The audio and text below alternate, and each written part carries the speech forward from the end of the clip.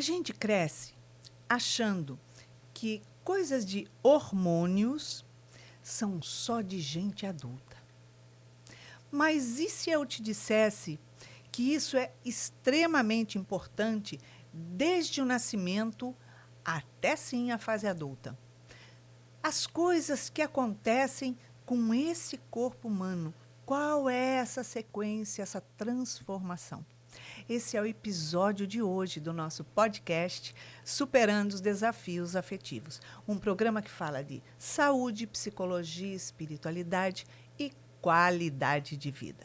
Eu sou Iraci Campos e hoje nós estamos recebendo aqui no nosso podcast uma querida, a doutora Gisele Marim.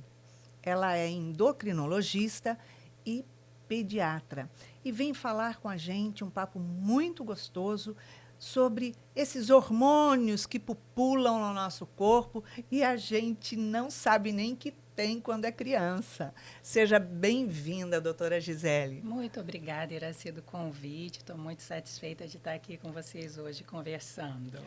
Olha, isso é extremamente importante. Que interessante, né? Porque a gente acha, estou com um problema hormonal, eu vou ao médico, eu não sei o que tal. Mas você não olha para o seu bichinho lá andando, aquela coisinha linda que começa a falar, que pode ter um problema hormonal ali. Como é que acontece essas coisas? Explica pra gente. Você sabe, Iraci, que o interessante é que não é a partir do nascimento. Na fase intraútero, esse bebê depende muito dos hormônios. Para que exista o crescimento, a multiplicação celular, para que exista a diferenciação sexual dessa criança, os hormônios precisam estar em atividade. Formação daquela genitália externa, formação da genitália interna. Os hormônios permeiam a nossa vida desde o momento da concepção. Eles são fundamentais para toda a programação metabólica intraútero, a partir do nascimento, e vão nos acompanhar por toda a vida. Então, é realmente muito importante, é fundamental. Sem hormônios, a gente não vai ter nenhum crescimento, a gente não vai ter regulação de temperatura corporal, a gente não vai ter equilíbrio nas energias, então equilíbrio no ganho de peso. Então, ele passa por muitos setores, toda a questão de fertilidade. Então, tudo isso pertence ao mundo dos hormônios, né? Então, na verdade, bem na verdade, são os hormônios que comandam tudo. A gente pode dizer que sim, não comandam tudo, é isso mesmo. Agora, doutora, quando a gente começa a refletir sobre isso, o bebê, quando nasce, está desenvolvendo, ali vai crescendo. É possível ou costuma acontecer problemas hormonais num bebê, numa criança com 1 ano, 2, 5, alguma coisa assim? Acontece sim, Iraci. As crianças podem nascer com deficiência desses hormônios. Então, por exemplo, na fase dentro do útero, se faltou determinados hormônios, aquela criança pode nascer com a genitália com formato de menino, mas por dentro ela é uma menina. Tem o útero, tem os ovários, mas tinha um excesso de hormônio androgênico, por exemplo, dentro do útero.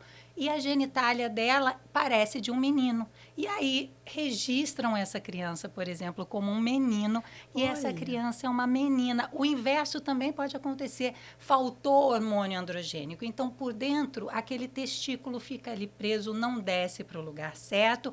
A genitália de fora precisa de bastante hormônio para ela se formar, e aí nasce com a genitália feminina e por dentro é um menino. Tem os testículos que não desceram e não foi possível formação da bolsa, formação do pênis. Então, existem muitas situações, né, desde o nascimento, onde a gente às vezes precisa identificar com rapidez, porque algumas dessas situações fazem com que a criança não consiga manter a quantidade certa de sal no sangue. Se essa quantidade certa do sódio não tiver em equilíbrio, essa criança entra em choque. Então, você precisa... Tem situações que, inclusive, o teste do pezinho identifica problemas tireoidianos muito certo, onde a criança, se passar por um hipotireoidismo congênito sem diagnóstico precoce, em 1 mês essa criança perdeu de capacidade cognitiva muita coisa que não vai ser recuperado mais ao longo da vida para a formação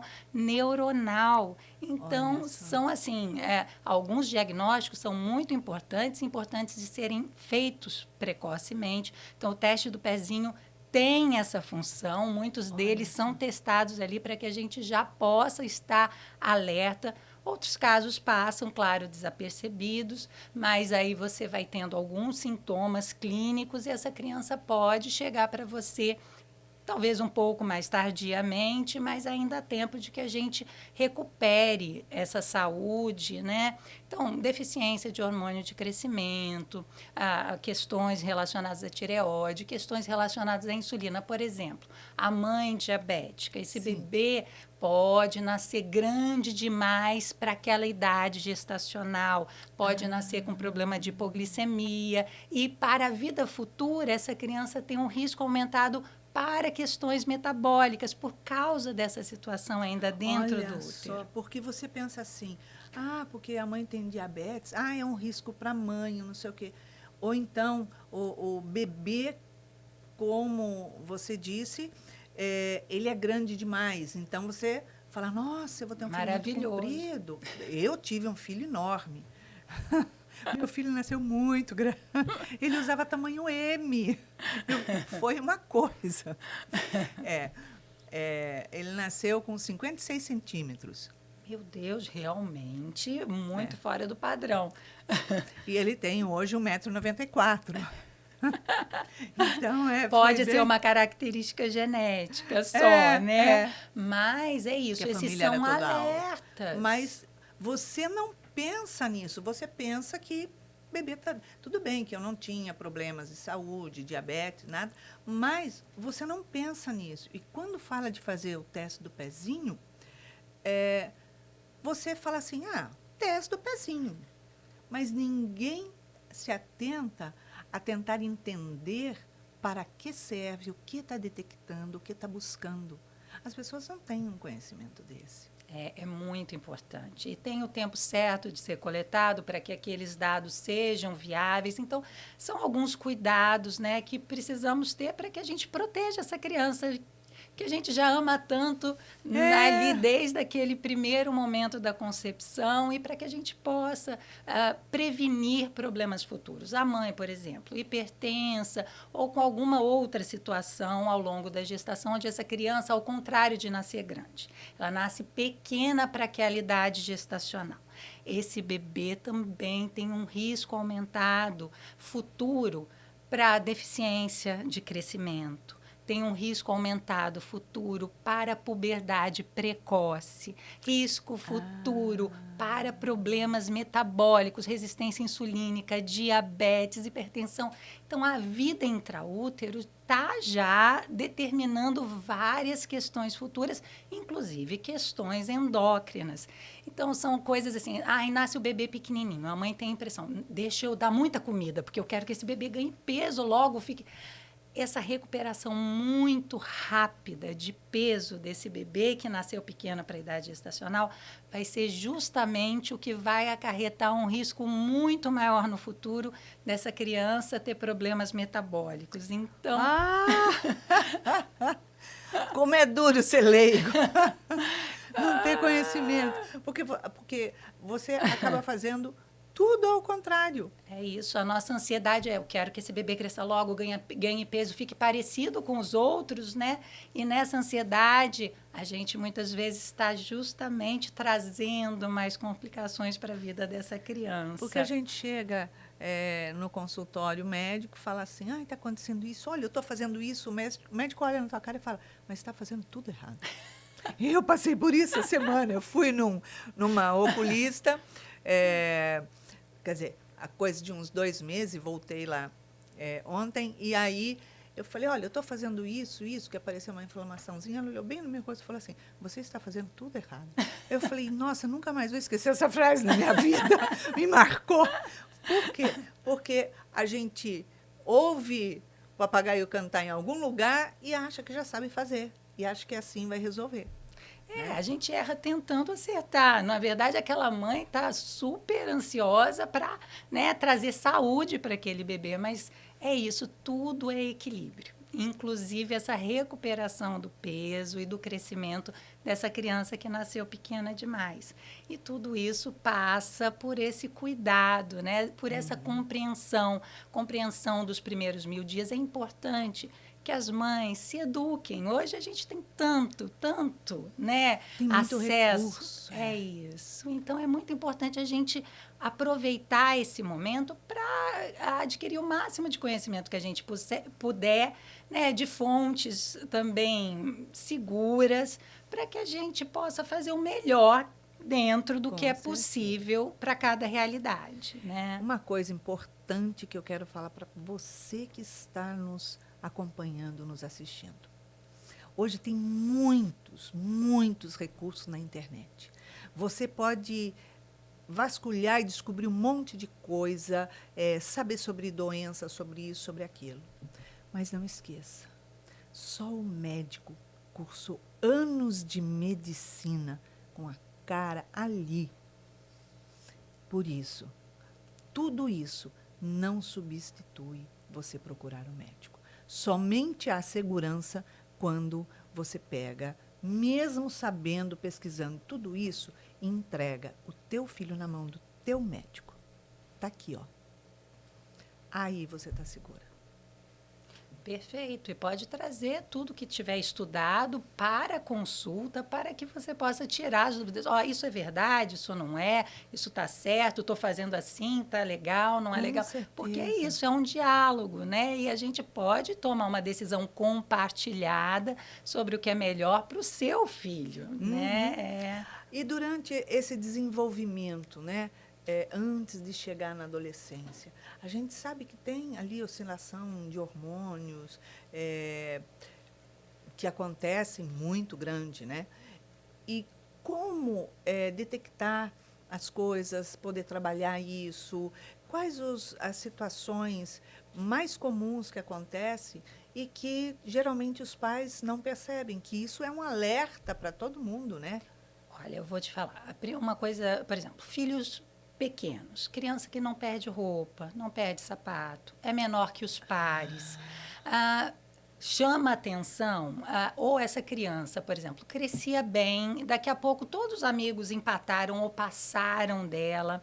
Essa é uma criança que merece uma avaliação mais cuidadosa. A gente precisa entender se ela está dentro daquele perfil genético da família, se ela está crescendo o que é o esperado para aquela faixa etária, se o número de centímetros que a gente espera que cresça a cada ano está dentro do correto. Então, às vezes, o primeiro alerta é esse: nossa, não perde sapato, não perde roupa, os amiguinhos são todos maiores que ele. Eu sou baixa, meu marido também é baixo, então eu acho que está tudo bem. Pode ser que seja uma característica genética, mas pode ser que você seja baixo ou o marido baixo. Mas porque... a família não é baixa. E pode ser que seja porque você já carrega alguma questão que nunca foi identificada nem investigada e que você só está perpetuando isso adiante. Então, se você percebe uma característica como essa, vale a pena passar pelo especialista para que possa fazer essa análise, né? Outra questão, por exemplo, a criança ganha peso em exagero, né? Então, é algo que tem que ser avaliado. Hoje em dia, a gente tem uma epidemia de obesidade. Isso traz diversas complicações para essa criança. Então, é muito importante que... eu sei que dá pena a gente, né, restringir, mas é amor. Então, a gente tem a característica de dar carinho através da comida, e tudo bem, mas aí a gente vai ter que escolher alimentos um pouco mais saudáveis. Tem que ser seleto. Tem que selecionar um pouco melhor. Hoje, a seletividade alimentar é algo, assim, muito presente nas crianças, muito. E cada vez mais. Então, o excesso das guloseimas e uma seletividade muito grande com aquilo que é realmente nutritivo.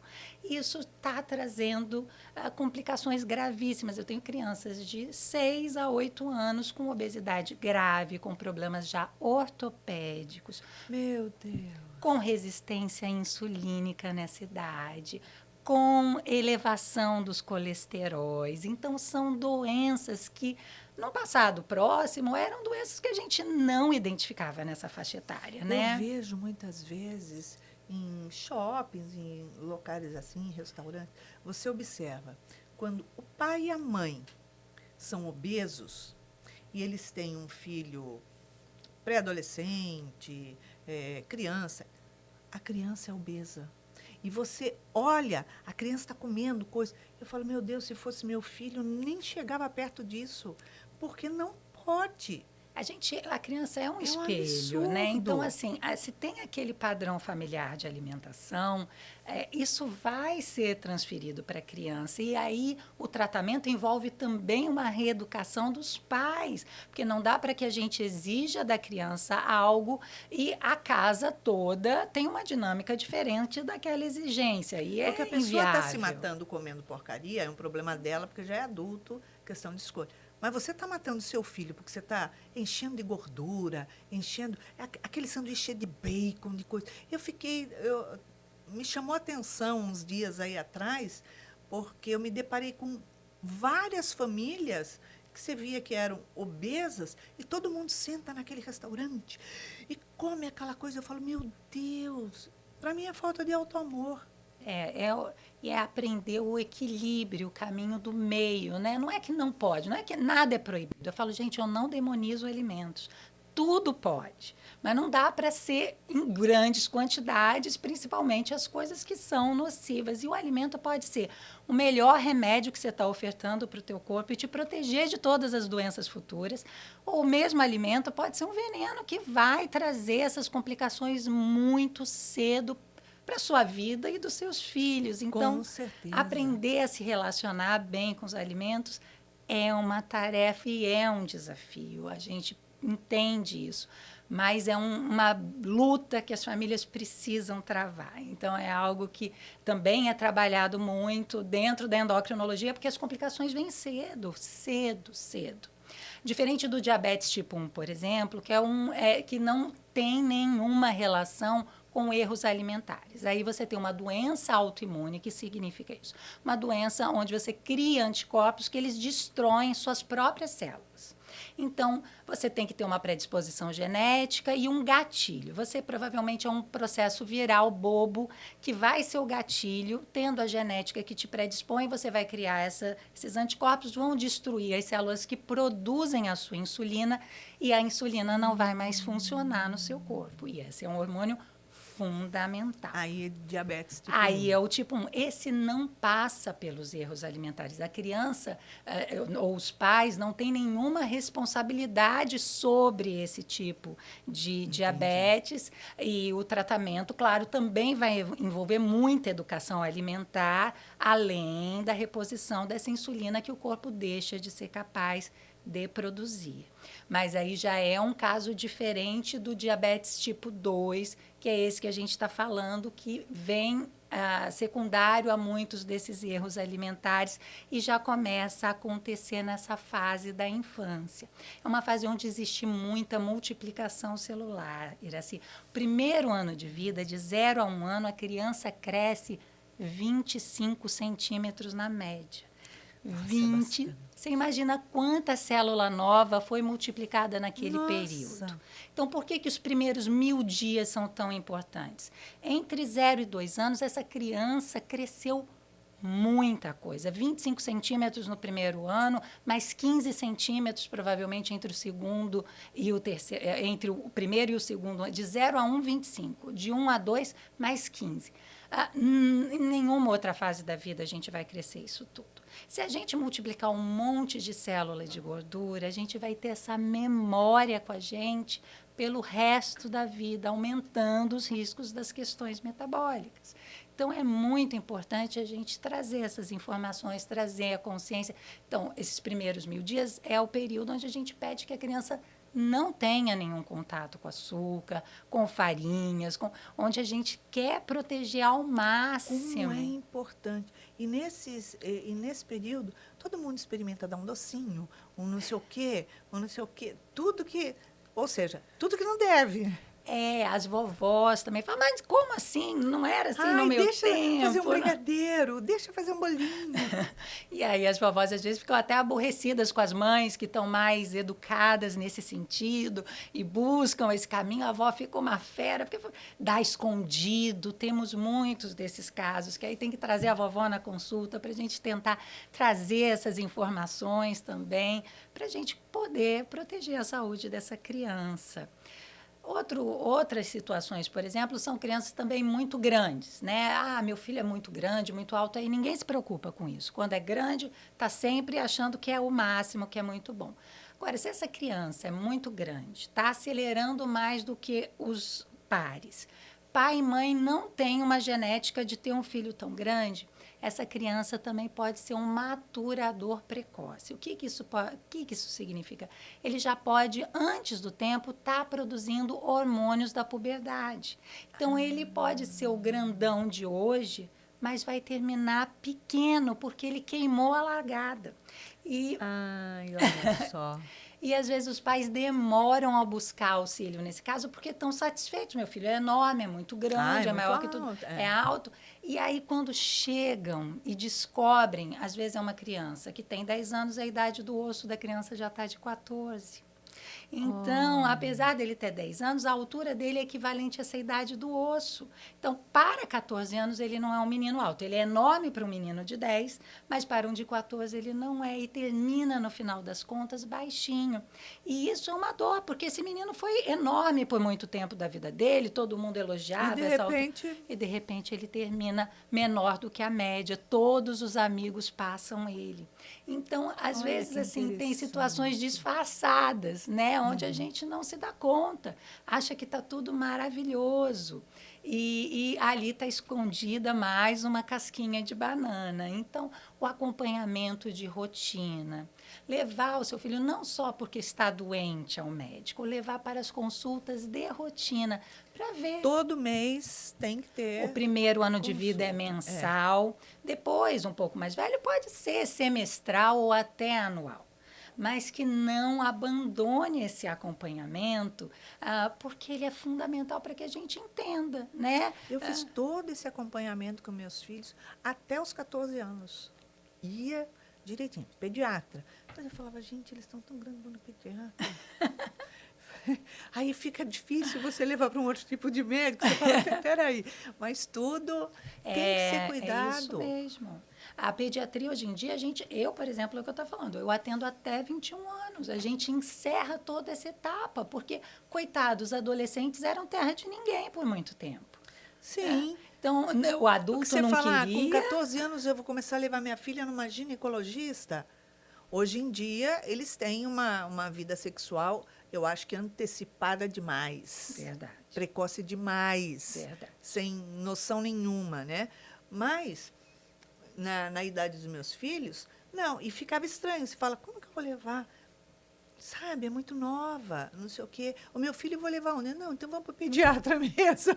E é isso Hoje mesmo. É a tem. pediatria que assumiu essa adolescência, eles são nossos. Ai, que bom, que bom. E existe a ebiatria, que é uma especialidade do adolescente, mas não é muito usual, não são muitos os profissionais. Então, o Eu nem pediatra. conhecia. Olha Existe só. a ebiatria, que é só focada no adolescente. Olha que bacana. Mas os pediatras estão habilitados e são os profissionais responsáveis por essa fase de vida. Muito, muito bacana. Quando começa o desenvolvimento hormonal, digo, não é desenvolvimento, eu acho que seria mais um aceleramento quando entra na pré-adolescência. Certo. É uma necessidade de levar, fazer esse controle para ver se está dentro do parâmetro. Ali pode surgir alguma doença, alguma coisa. Como todas essas informações que a doutora trouxe até agora, que as pessoas realmente não sabem. É muito importante essa fase para avaliação, tá, Iraci? A menina, a partir dos 8 anos, pode entrar na puberdade, o menino, a partir dos 9 anos. Então, se tem caracteres acontecendo antes desse tempo, pelinho, mama, odor axilar, acne, aumento de musculatura, busque o especialista. Pode ir primeiro para o seu pediatra, se o pediatra entender que tem que encaminhar, aí sim o endocrinologista infantil é o profissional habilitado para entender porque tudo tem seu tempo. E se está acontecendo de forma precoce ou antecipada, isso vai trazer prejuízos futuros. Então, a gente tendo o diagnóstico correto em tempo, tem muitas estratégias de como lidar com isso tudo. Muito, muito bacana, muito importante, porque a gente começa a entender, a desenhar na vida da gente que você precisa se preparar para ter um filho, mas você precisa ali já traçar o caminho, a história dele, o acompanhamento do desenvolvimento dele dentro de consultórios médicos. Exatamente, Né? isso. Não é ir de vez em quando tem alguma coisa, mas levar se está dentro de tudo isso. Eu fico muito feliz em saber dessa amplitude dentro da pediatria. Muito bacana. Doutora, muito obrigada pela sua presença. Obrigada a você do Foi convite, super, Iraci. super esclarecedor. Aprendi muito, poderia ter um filho hoje, que hoje estava muito bem informada. Mas agora, como eu já tenho quase 700, então é melhor deixar. Então, é isso. Se você tem filhos pequenos, adolescentes, estão aí beirando a fase adulta, se você é avó, alerte, então, a mãe desses filhos, para que leve ao endocrinologista, para que conheça exatamente o que está acontecendo.